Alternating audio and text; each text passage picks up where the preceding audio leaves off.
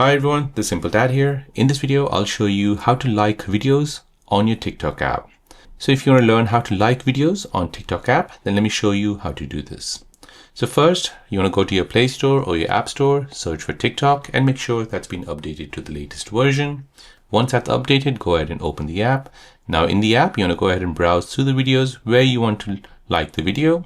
So for example, this video here. So if you want to like this video, you need to find the heart icon, which is right here, just below the profile picture of that account. Tap on this, and now you have liked that video.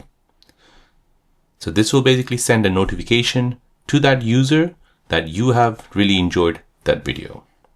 So there you go, guys. That is how to like a video on TikTok. If you're new on the channel and you want to find out more about your iPhone, your Android phone, or any other social media apps, then don't forget to subscribe to this channel to become a part of the Simple Dad community. Hit the like button if you find this video useful.